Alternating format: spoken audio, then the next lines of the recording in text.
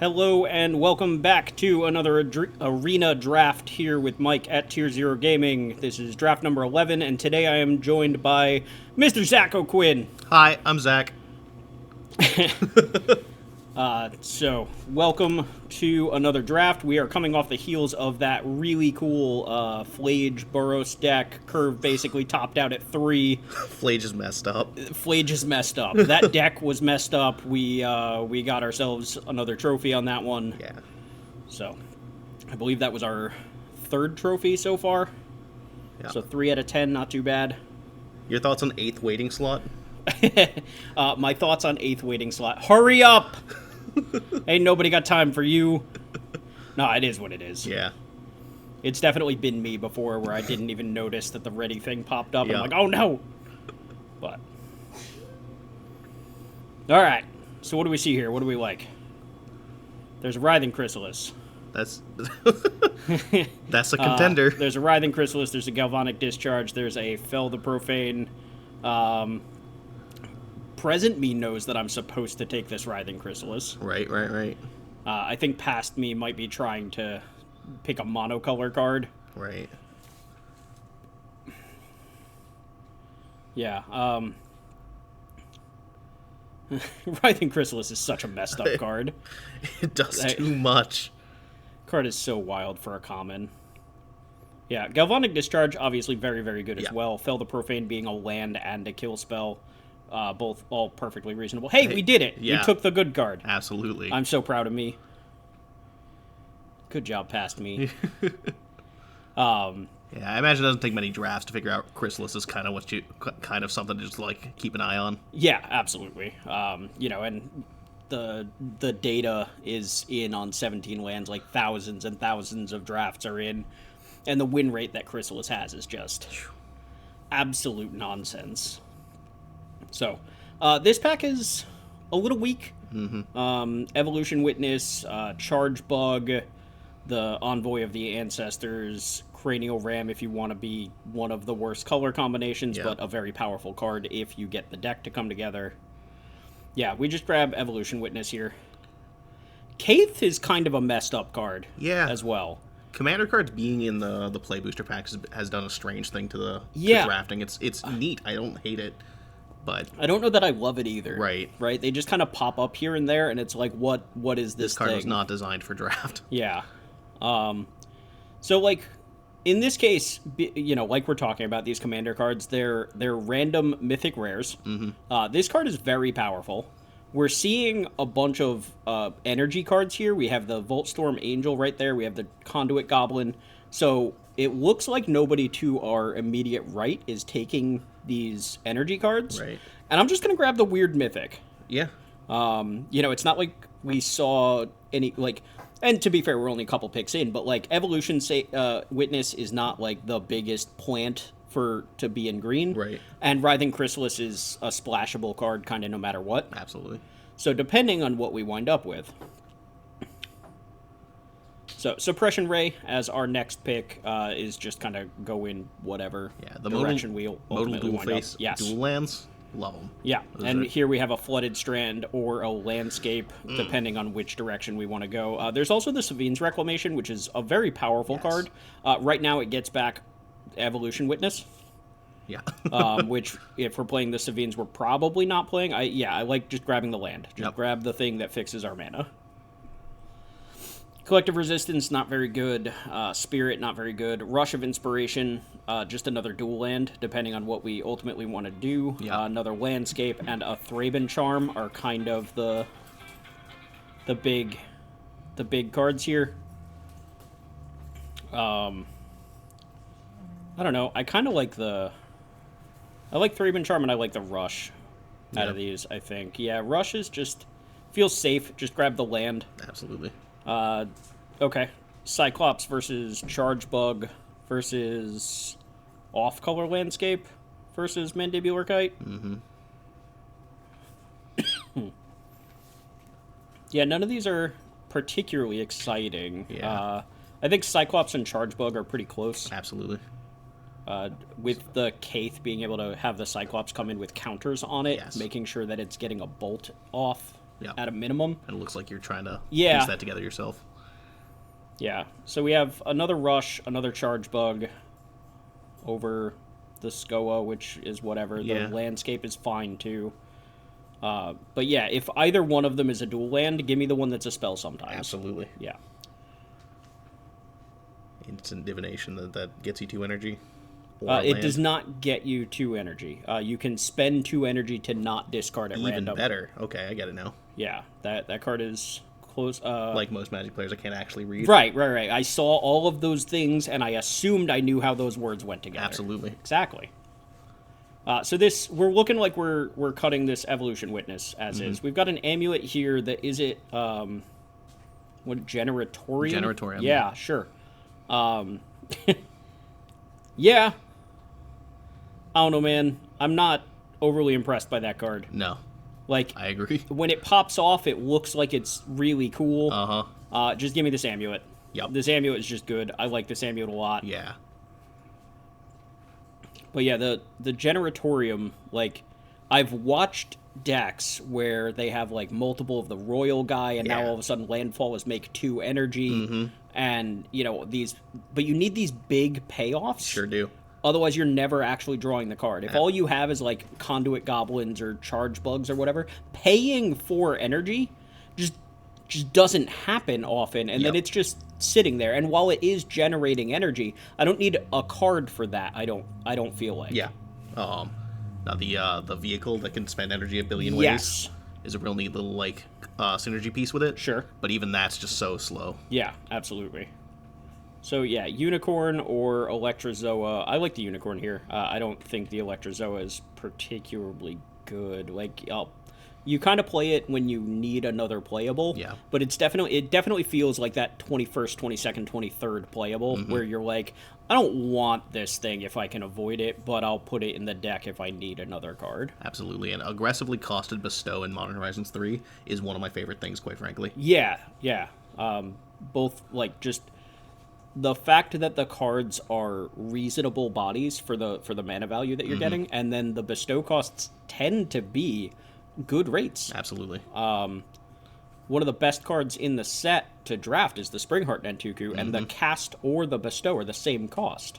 Similarly, Glyph Elemental, another giant, like, very good Magic card, and the same thing.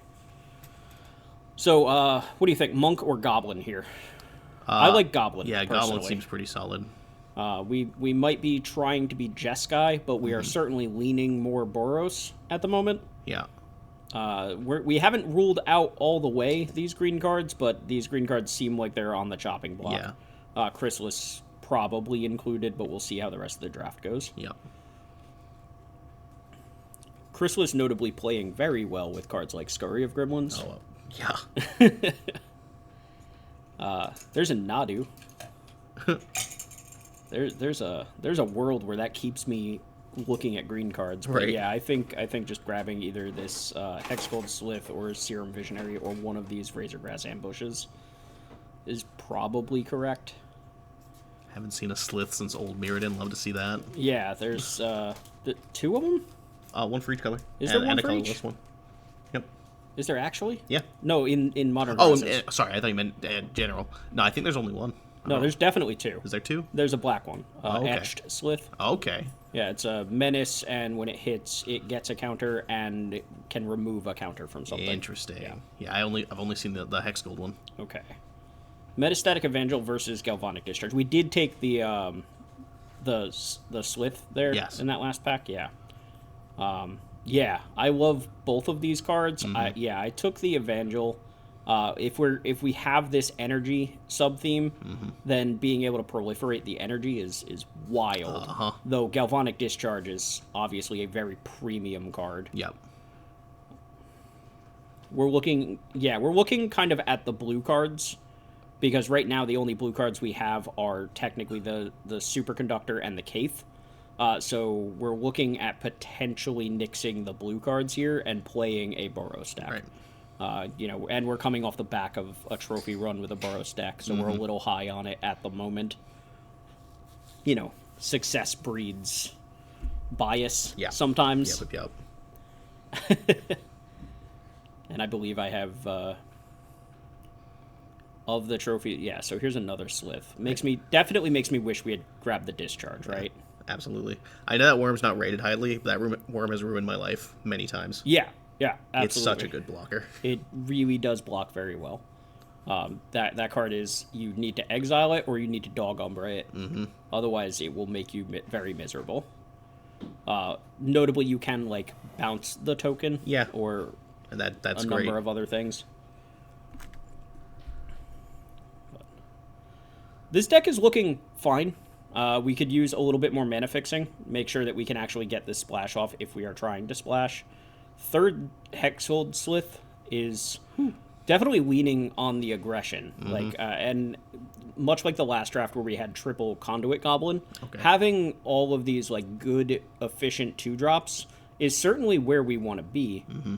Voltstorm Angel versus the Emissary. The Angel is just a more powerful card, but man, is that Emissary of Soulfire good. It's definitely one of, if not the best payoffs for having just a bunch of energy. Absolutely. The Angel has so much text. The Angel has so much text, yeah. I meant the Emissary as far as like being a big payoff.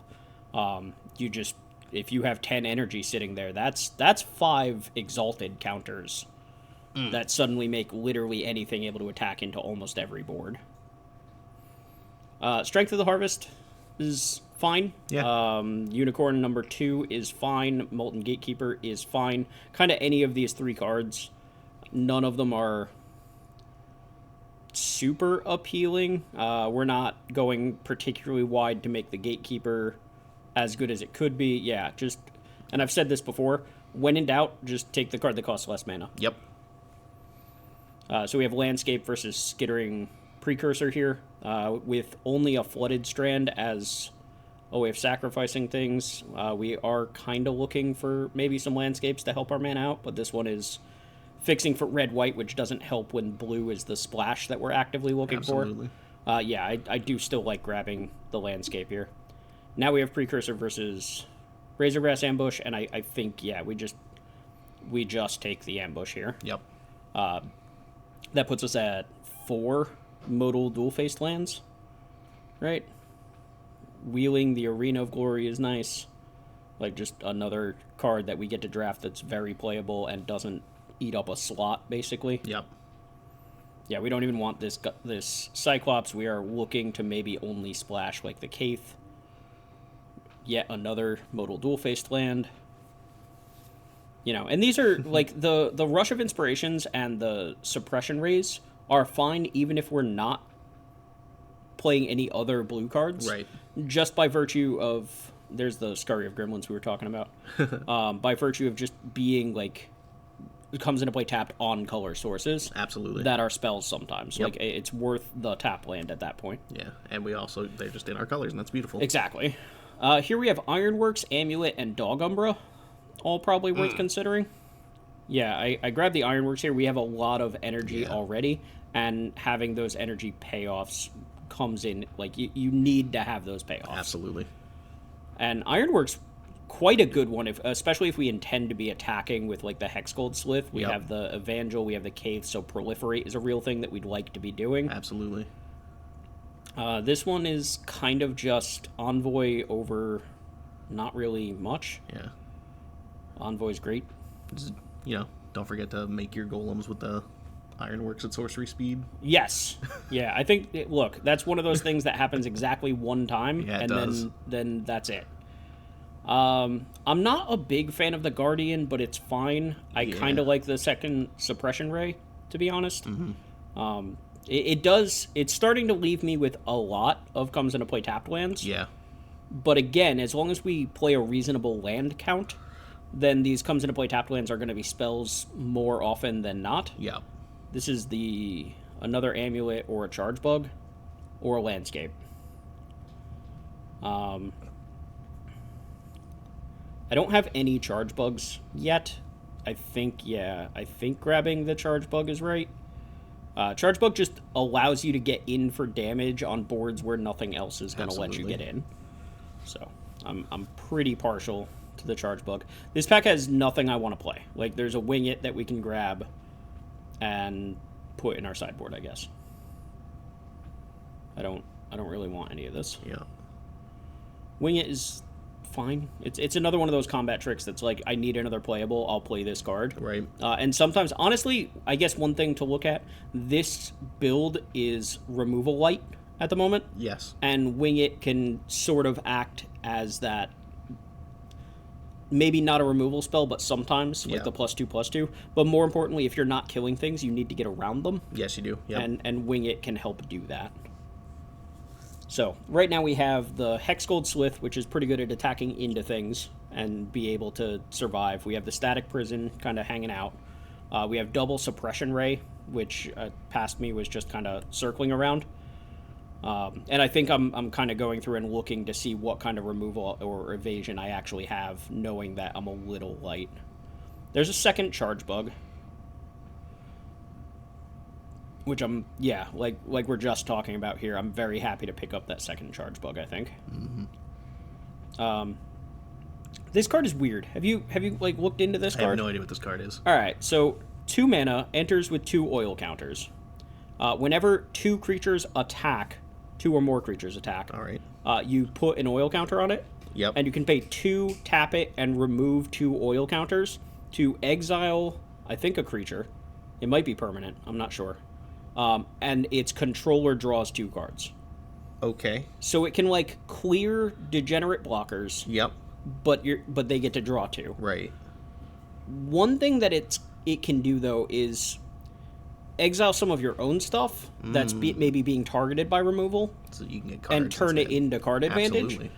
It's very interesting. I think kind of the most fascinating part about it is it doesn't say whenever you attack with 2 creatures. Oh. And that definitely got me at least once, where it was sitting at 1 counter, and then I attacked, and then suddenly my opponent had a kill spell. And it was like, oh. Wow. Yeah. So I'm not sure that it's particularly good. We wield an Amphibian Downpour, which, again, when we already have 5 modal dual-faced cards that are all on color and blue, plus a Flooded Strand, plus a Landscape. Here's Amulet number 2. Like, the 2 blue cards, the Caith and the Downpour, feel kind of free with our mana as it is. There's another Landscape that we'll gladly play. That's the Jeskai one, too, I think. So that one's the perfect one. Beautiful. And then second to last pick, a 3rd Amulet. All right. Yeah. So, like, I don't know that this deck is exactly where we want to be. Right. It's certainly not as aggressively slanted as the last one. Absolutely. But it feels like it's got some tools here. Yeah, the Cyclops kind of wanting to come in. I kind of agree with everything I see from Draftsmith here. The Essence Reliquary is not at its best in this deck. It's fine, you get to build up extra energy, but we don't have like an Area Auxiliary, we don't have any of the like ETB effects that we're really looking for to try to abuse something like an Essence Reliquary. So we are a little light on removal, but we do have a lot of modal dual-faced lands, which means we're going to get to trim on some lands and still get to play pretty well. So, 1 island. I definitely only want 1 island. We have the Flooded Strand and the 2 landscapes that can fetch it, or maybe just the 1. I don't remember. Is the Sheltering the Naya one?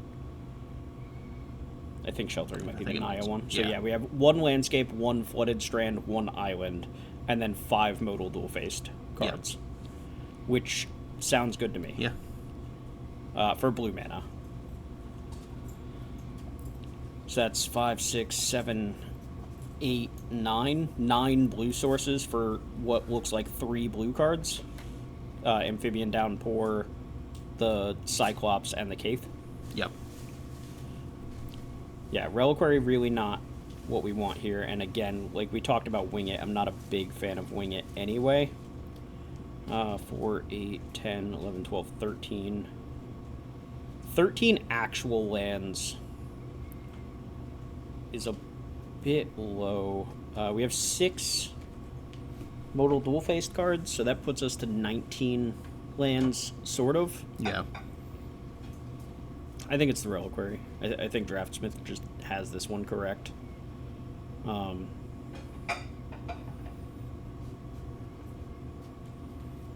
I almost want to trim another card and play one more land also, but I don't know that it's necessary.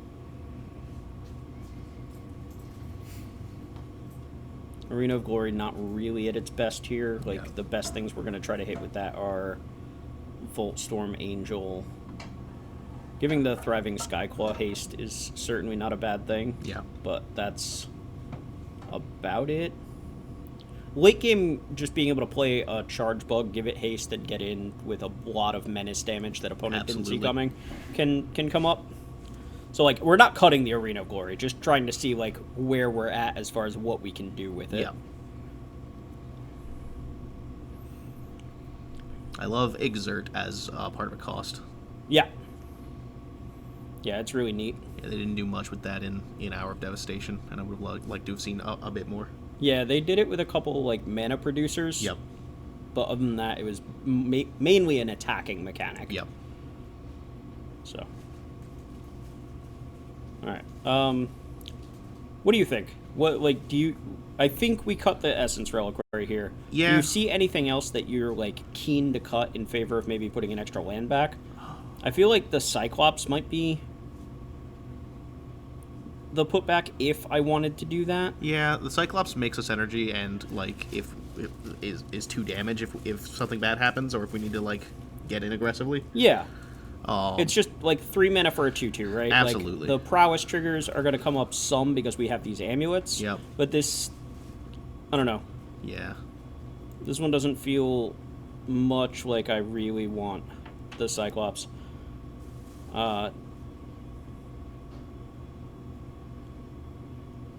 than that, we do have triple amulet. Yeah. So, like, this... Instead of being this aggressive Boros deck, this definitely feels more like a little bit of a mid-rangey deck with an aggressive slant. Yeah. The amulets are going to do what they're supposed to do. They're going to draw us cards. They're also very good at getting chip shot damage in. Yes. Triple amulet means anytime I play a spell off any of them, they all trigger. Yeah. And that's a little nutty. So, we certainly have the ability here to get in the last points of damage with either amulet or double suppression ray to set up a turn. I don't know if you've played suppression ray much in this format. I have not. If you cast that card, the game probably ends. Yeah, it's sleep with more effects, right? Basically. Yeah. Yeah, so it's tap everything. You don't always get to stun it, just because you have to pay energy to stun. But, like, usually that doesn't matter. Like, if I'm casting Suppression Ray, if I'm doing it defensively, I was probably losing that game anyway. Mm-hmm. And if I'm doing it offensively, I probably only need the 1 attack, but sometimes you do need 2. Yeah. And the fact that it buys you both attacks is kind of wild. Yep. So.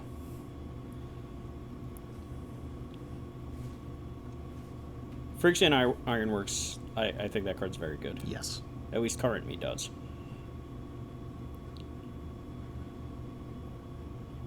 Unclear. So, one thing that's, and past me is pointing it out, I was about to say exactly this.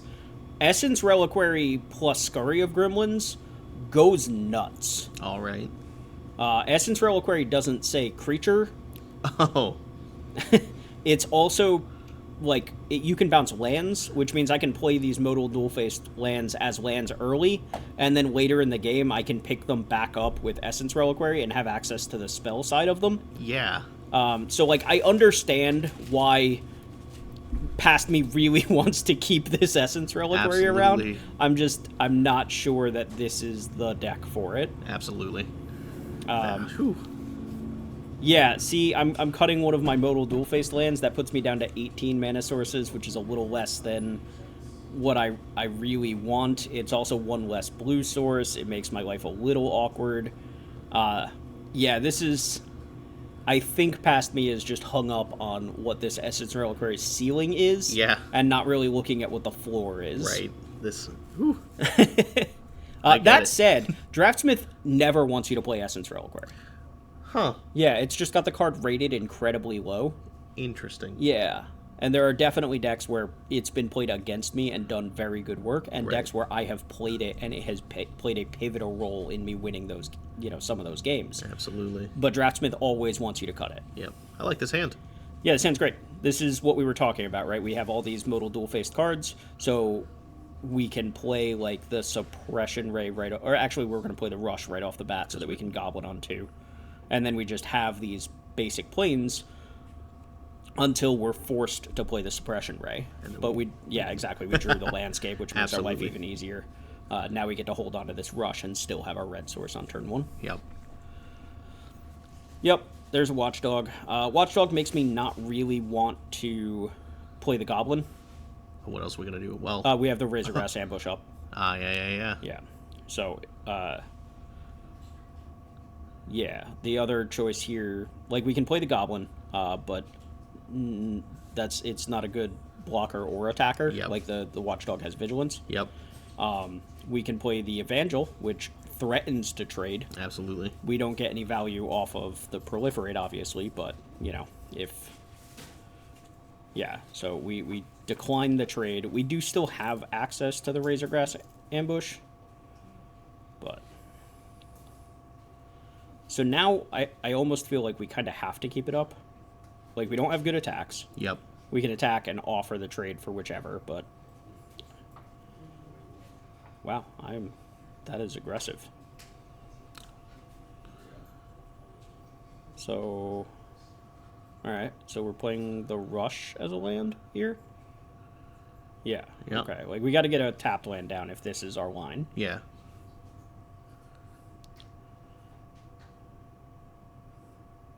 Okay. Alrighty. Yeah. Maybe we're just not worried about the damage right now, right? I mean, like, we do have this Suppression Ray in hand. We have the Ironworks to convert energy into bodies. So we could be trying to set something up, but the thing is they have lifelink. Yeah, this is not great for us. Yeah. Why did we do that? They have a lot of lifelink. Yeah, so, okay, we get to Amulet here.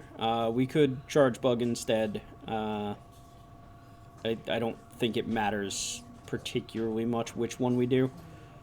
We get a bunch of energy. If we had played Charge Bug, we get to Proliferate, but that doesn't really matter.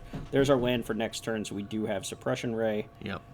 No attacks here, and we're probably kind of stuck ambushing and blocking next turn.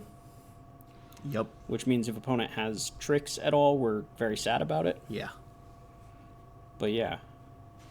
The green-white deck, while I don't think the deck itself is particularly strong in the format, it does a really good job at policing the Burrows deck. Absolutely it does. Like, just all these 3/3s and 3 toughness and random life gain and everything, and it's just like, oh, all of that's terrible for me. I hate it. Yep. All right, so we're trading off here, which, I mean, I maybe even should have done before now, but we certainly have to do it now. Witness to get back a Watchdog. Yeah, we're just getting beat up by, like, 3/3s here. We have this Flooded Strand. We knew we had this Flooded Strand. We can draw a card, potentially. I don't need the second blue, but yeah, that's fine. We can go Charge Bug, Ironworks. Make a 3/3. Well, we can kind of do a bunch here. Yeah, make a 3/3. We can give the 3/3 haste if we want to.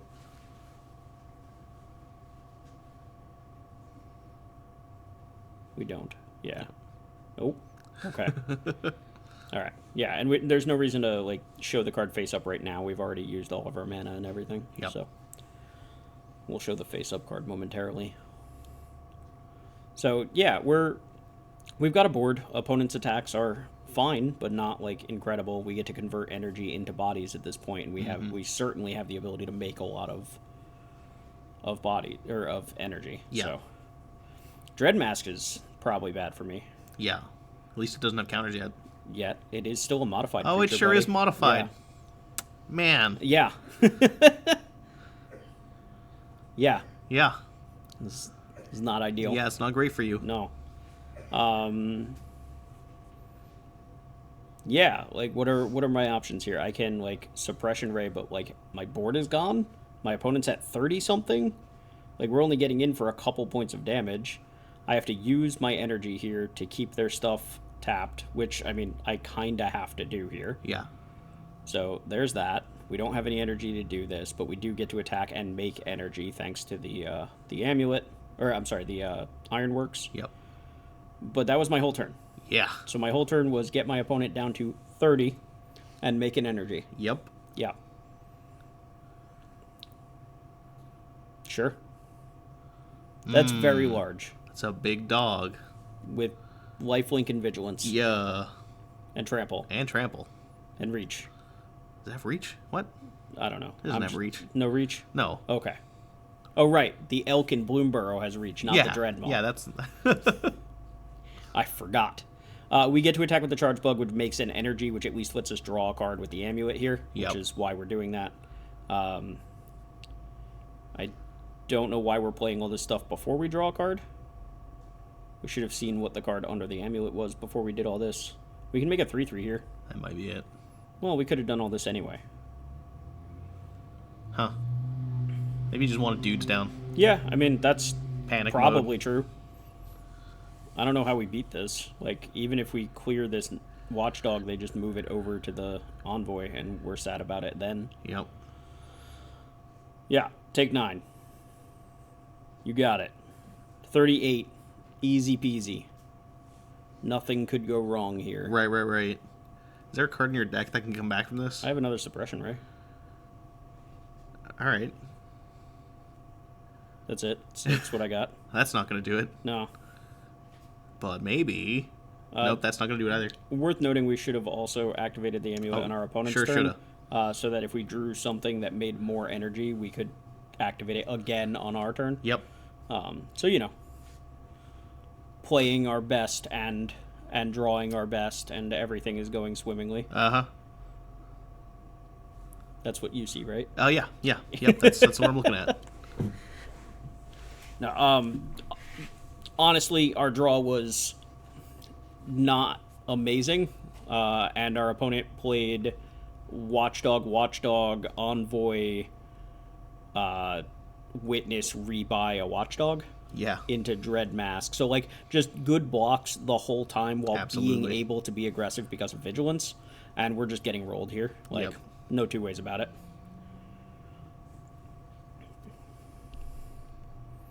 We're trying to see if we even survive an attack here. I'm guessing no, but... We have no spells. We can't pump the Cyclops. None of our stuff is modified, so we don't actually gain any life. Pretty sure opponent's just supposed to attack with both of their creatures, but whatever. Block. Maximum block. 2, 3, 4, 5, 6, 7, 8, 9, 10. Yep.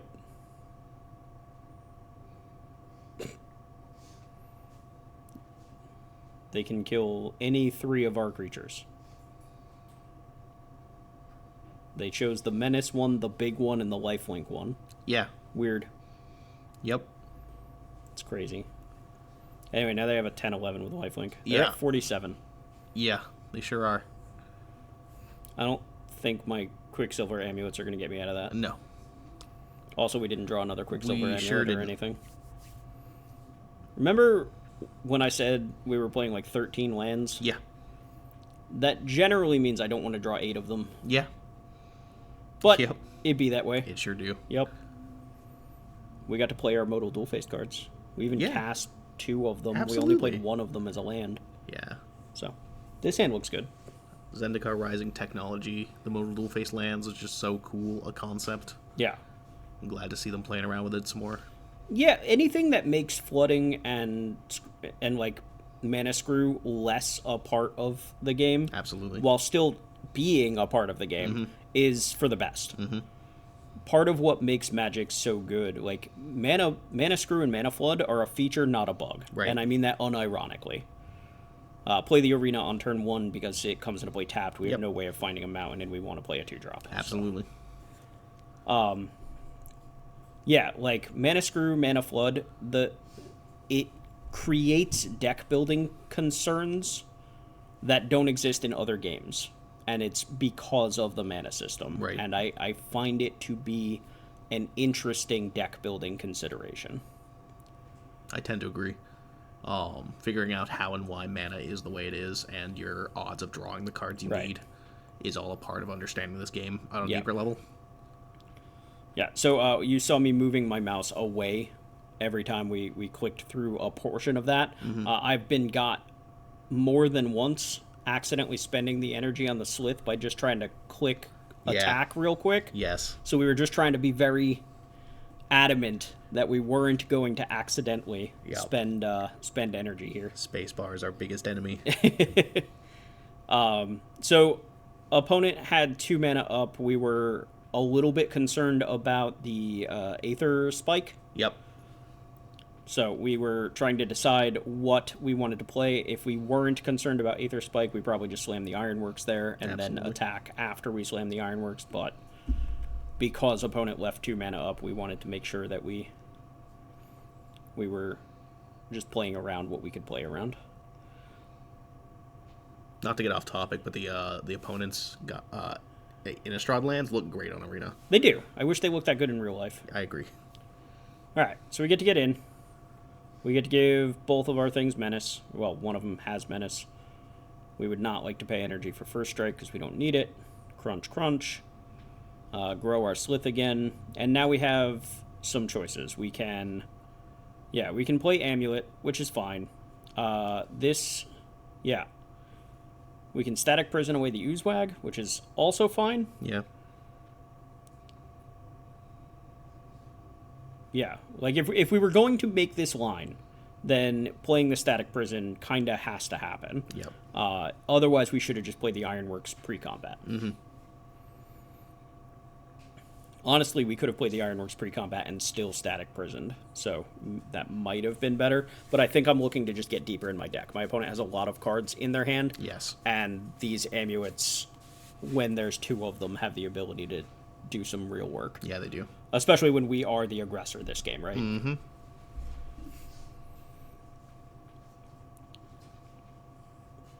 They do look good. They look real good.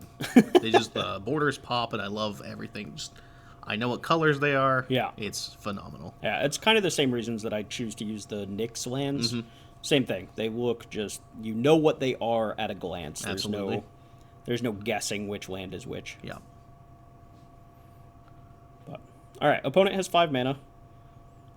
They are Teamer, probably Eldrazi. So, that one's fine. Mm-hmm. It's way better than seeing, like, a Writhing Chrysalis here. Yeah. They have 3 mana left over, so that means they can still do something funky.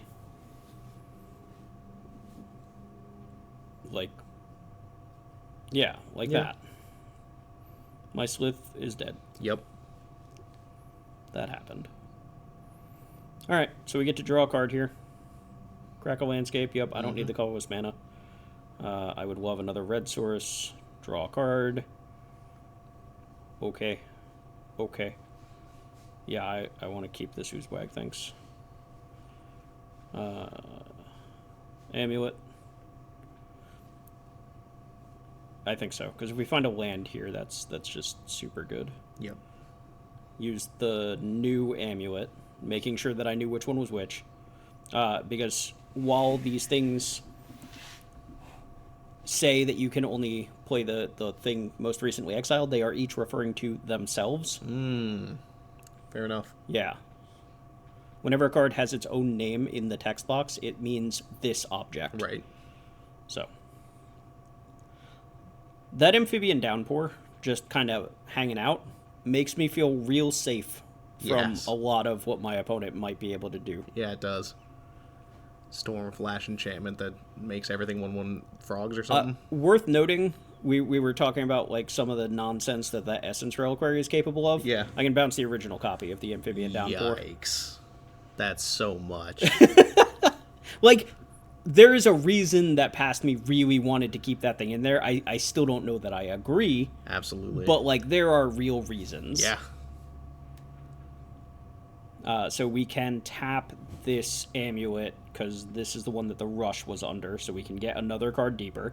So yeah, these 2 amulets just being able to kind of go to work. Absolutely. Yeah, so we have to pay an energy here. That's fine. Yeah.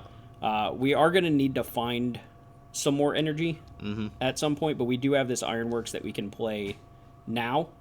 We get to play this one, which gets, pew, pew. 2 little shots in. I think we should play the Ironworks here. This goes up to 3. We play the Ironworks. We attack with the Charge Bug. We go up to 4. Yeah. And then we still have activate one of the amulets. Or just activate now. That's fine too. Sure. I think we Suppression Ray as a land here, to be honest. I think we have access to so many cards because of the amulets. Yeah.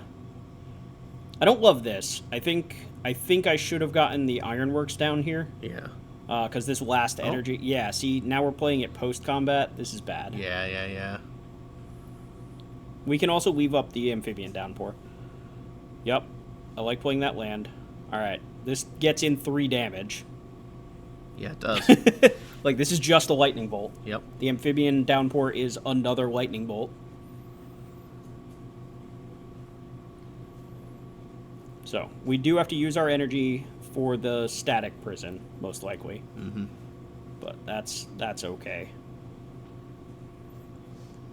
If our opponent doesn't play anything with Reach, we can also Arena of Glory our Thriving Skyclaw in the air. Yes. And just get in a nice 3 there. Which means any land turns into lethal because of the triple amulet on the Amphibian Downpour. Yep.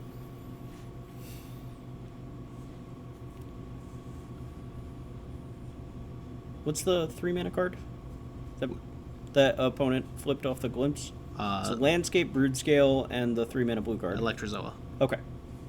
That's a flying blocker. It that sure makes is. my Skyclaw not work if they flash it in. But because it goes away at end of turn, they have to do that now. They don't know that I have a potential hasty flyer. Yep. But yeah, remember when we were building the deck and talking about how the amulets can just get the last points of damage across? Absolutely. This isn't even the last points. This is half. Yeah. Okay, you have a big dummy. What's the opponent going to do with this 3/3 frog?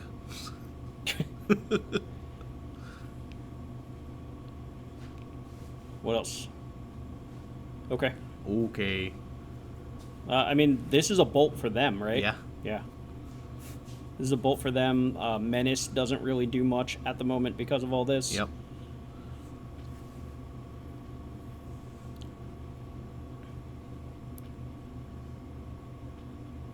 Pretty sure we're supposed to pay here. There's no reason to give them back their thing. Unless we think that that one energy is going to kill them. We can give it back and just downpour on it, to be perfectly fair. Right. So, yeah, okay. We take 1. The Menace doesn't matter anyway. So now...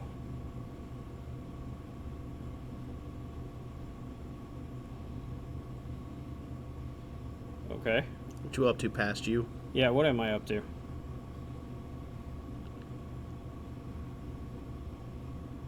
This is the least important of the cards I have access to. Yep. Alright.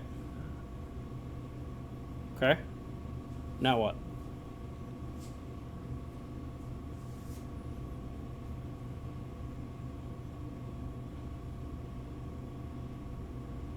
Like, that's fine. That's another bolt. Yep. We get to cool off that Gatekeeper.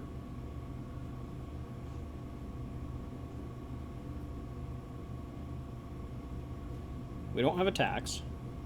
Oh, I guess we do have attacks. We have attacks because... Okay, I actually really like this. Okay. So we go Menace here. Uh-huh. We Mentor there. Yep. All of that's good. No? I think No. we Menace. I think we should Menace. Yeah. Yes. Because otherwise we just eat a token. Yeah. Okay. So we get to do this. Yep. And then when opponents declare blockers, we can turn their things into... Yeah. Yeah. So depending on how they choose to block here. And all the while, we get to clean up all of this board. Absolutely. Like, this 5/5 doesn't really matter. Yes. Yeah, double block there, which means we just kill both of their things. Double block there, which means we can just kill both of their things. Yep. We can also leave the 1/1 Gatekeeper alive if we want to. But this also doesn't kill our Charge Bug, so we don't actually need to do anything about this. We just kill the 1/1, and then we can shrink the 5/5 into a 3/3 if we want to.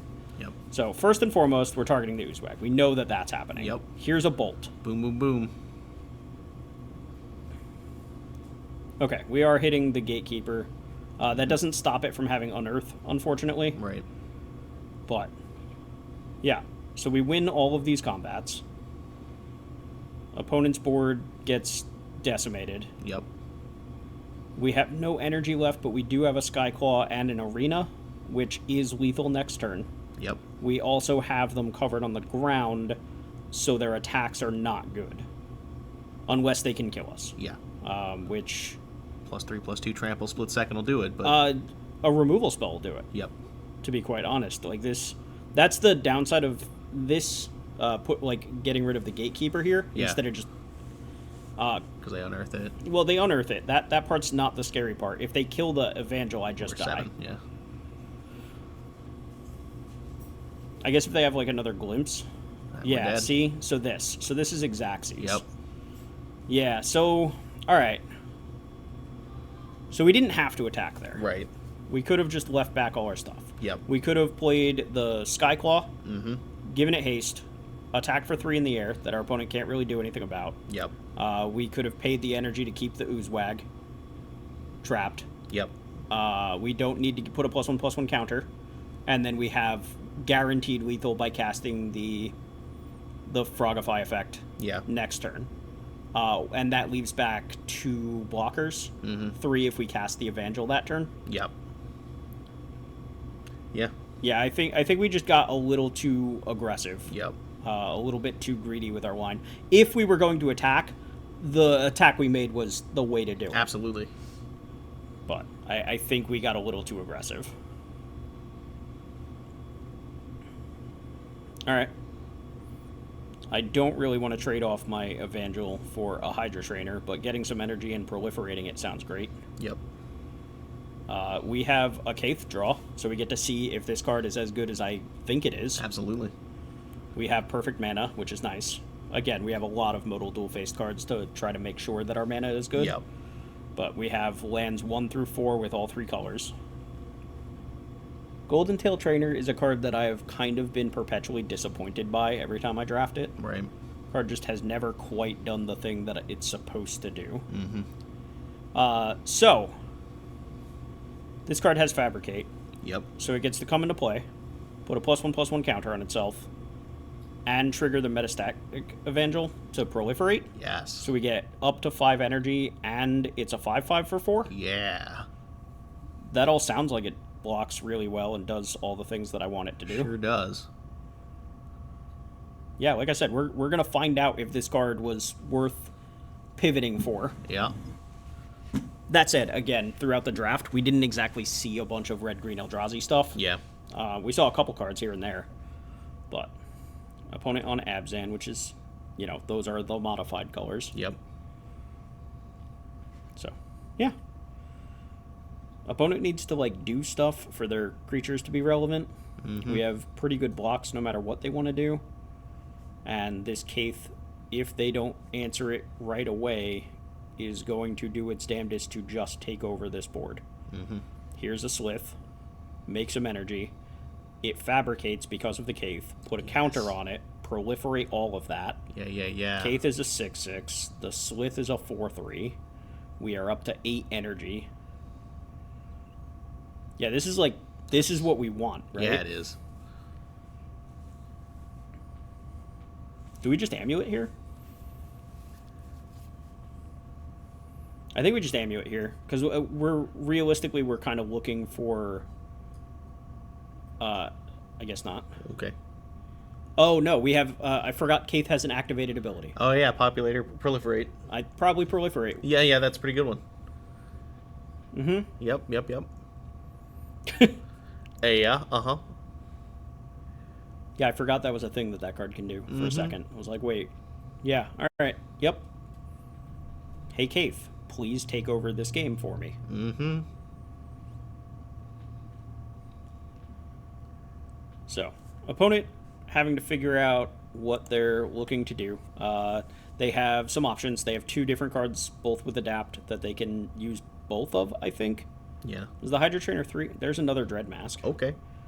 I was much more scared of that card last time we saw it, when I had a bunch of, like, 2/2s in play. Yep.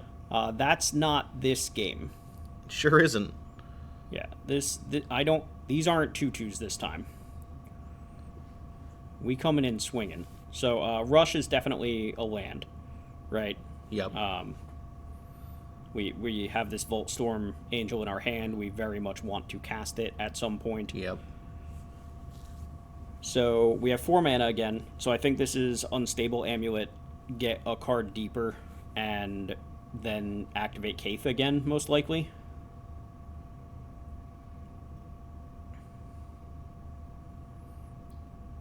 I wonder if we're in danger of potentially dying to, like, a Suppression Ray and opponent just getting 20 all at once. That'd be a lot. It is. Like, it's not going to happen this turn, but... Oh, yeah. Well, it might happen to opponent. Yeah. We have a lot of energy to spend, too. We sure do. And we're, like, at 18 power right this second. Yeah. Which is... What? That's going to go 8. That's going to go to 6. That's 14, 15, 16, 17... 18, 19. Plus Suppression Ray for Prowess. Yeah, plus Suppression Ray for Prowess. So yes, that is actually 20 damage next turn, if opponent doesn't, like, do something about it. So, and they can see that, right? This is all face up. So they have to either clear something off our board or figure out a way to kill me right now. That card does not do either of those things. Sure doesn't. Yeah, resolves. Okay. You have a shield counter. There's no good attacks here, right? Like, I'm just going to block one thing with Kaith and call it a day. Yep. Yeah. Okay. All right. I would like to cast this face-up card and kill you. Trigger stuff. Oh, yeah, and 1 damage from the amulet. Yep. So 21. Yeah. I think the coolest thing about Suppression Ray is that you can't, like, flash something in response. Yeah. Like, this card is wild. Yep. Yeah. Paying it 1 for each. Tap them all down. Show us a trick. Yeah. Show me a way that you are not dead. And then do it again next turn. Yep. Right? They could have the Razorgrass Ambush, clear the Metastatic Evangel. They could have nothing and just get 20'd. Yep. Kaith did work. Yeah. Kaith showed why it was a card that was worth having in the deck, right? We got to do the thing with the dumb Commander Mythic Rare. Yeah, we did. Yay! I've gotten to play Satya, like, once as well, and it got to do the thing, like, 1 time. Absolutely. That one also felt really good. Yeah. Quorum never did anything. And I don't remember ever taking any of the other Commander cards. A good opening hand with Kaith again in all 3 of our colors. Let's go. This is what we want, right? Awkwardly, the Arena of Glory is going to come into play tap no matter what turn we do it. Yeah. But we can go, like, Evangel on 2 into Charge Bug on 3 with the Arena tapped. Yep. And that's probably worthwhile. And then we have the 4th land untapped for Kaith. We just need to, like, draw not terribly. It's nice to see your Curse of going second is, like, cooled off. Yeah. This also makes sense. Yeah. The same thing, except if we draw lands off the top naturally, then we just get to keep the rush. Absolutely. Yeah, this is better. Good job, past me. We did it. Yeah. So now we don't need to bother with the rush. Now we might actually cast this card. Yeah. Yeah, we hit a streak there for a minute where our play draw ratio was like 34-66 or something like that. It was over like a 30 game streak or something. It was a little crazy. Yeah. Like, I understand that it's variance as much as anybody else. But man, it feels bad. Yeah, it does. So opponent didn't do anything in response to this. If they had the kill spell, they probably clear the Evangel before I get the extra energy out of it. Yep. So the attack felt pretty free there. Mm-hmm. If they had something, they'd have used it. We got the good old nice because we played our cards and our cards play together or something. I don't know, man. Okay. Well, we have the Essence Reliquary, so I guess we get to find out if it's oh boy, if it's good or not, huh? So we can play the Caith. Mm-hmm. We can still attack if we want to. We get in for 5. That's probably worthwhile, if I'm being honest. So we play the Caith, we put a counter on it, we attack. We also get to proliferate. Yep. So we put a counter on it and we go up to 4 energy. Then we attack, spend an energy on the charge bug to give menace, and we're in for 5. 5's pretty good. Yeah, it is. Opponent down to 12 already. Pretty good. That's pretty solid. solid. Okay. We have a 5/5 just hanging back, vibing. It doesn't die to Wither and Bloom. Yeah. That's a big one. Hey, there's that thing that you mentioned being a real pain. Yeah. All right, so we get to play this thing as a land. Yep. And if we bother playing this Essence Reliquary at some point, we get to rebuy it later when we have more lands. Yeah. And that's kind of cool. One other thing that we can do is, if we want to, we can pick up something that gets blocked by... That's so good. God, yeah. That's so good. We can pick up something that gets blocked by the Reform so that it doesn't actually get to die. Yep. But I don't think that's going to happen. Okay. We did it. Opponent just doesn't want to deal with all this. Yeah. I'm okay with that. Yep. That game was nowhere close to over yet. Mm-hmm. But I'm super okay with not having to figure out how to get through that Reform. Absolutely.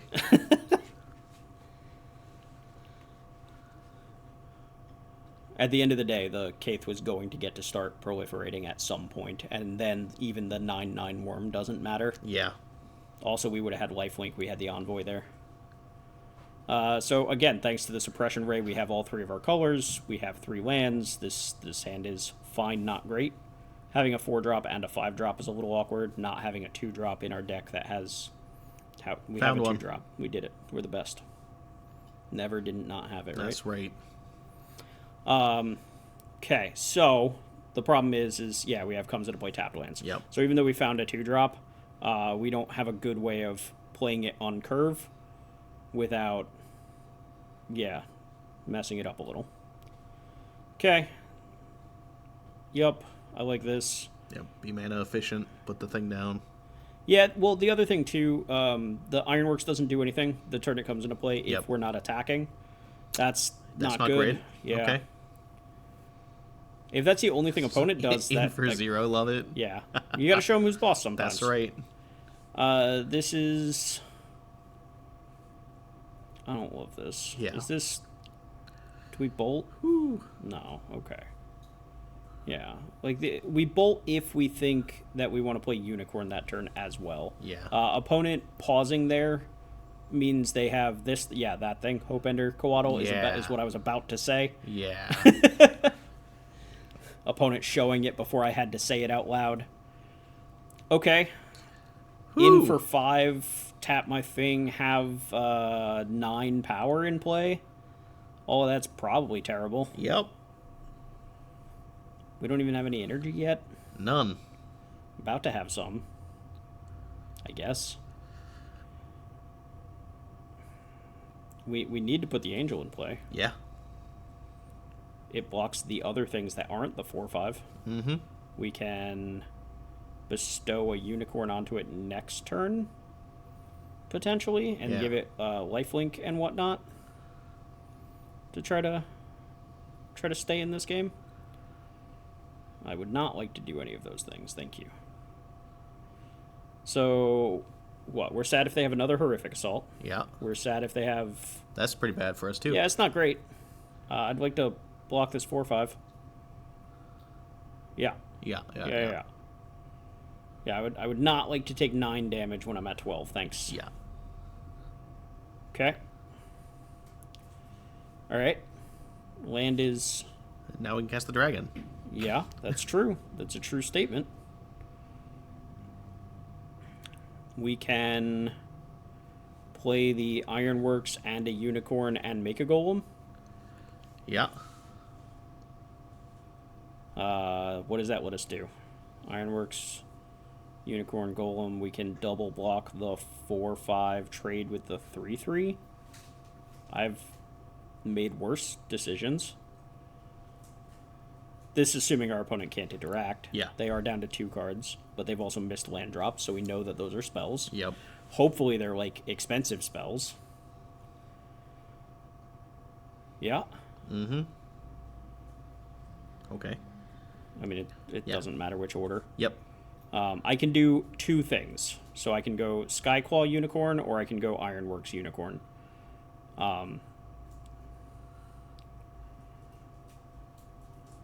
Yeah, I think I would have rather just had the Ironworks, because now when I double block the 4/5, it trades with both, whereas the 3/3 plus a 2/2, they have to choose which one to kill. I think this was me just trying to be mana efficient, but this wasn't a spot where I needed to be, and I could have also cracked the landscape. Yeah. Like, we could have cracked the landscape to find a second blue source, not that we need a second blue source, or done something along those lines. Yep. But, yeah. In any case, if opponent has more interaction, we're kind of sad no matter what. Yeah. And if they don't have interaction, they have interaction. Yeah. Yeah, they do. That's a... Whew. Yep. Uh-huh. Yeah, I don't think I was beating this draw. Nope. I don't think there's much of anything that my deck could have done that is beating that draw from my opponent. Yeah, nice job, opponent. Yeah. Good deck, good curve. Like, they did all that on 4 lands, too. Absolutely. And those were some haymakers. Yep. So, good job. So, yeah. Neat deck. Yeah, neat deck. Kaith did get to do its thing twice. Yes. And both times it got to do its thing. The thing was worth doing. Absolutely. So that's cool. Yeah, we got bricked by a bunch of watchdogs. Yep. We got just out-carded by that Eldrazi deck just now. And what was the other loss? I've forgotten. Yeah, okay. Oh, it was the one where they had Xaxes. We made a... Oh, yeah, we made a poor decision. We made a bad decision on our attack, Yep. and we probably should have won that game. Yep. So 2 games that we probably weren't going to win. Yeah. 1 that we maybe threw away. And 2 games where Kaith got to do its thing. Yep.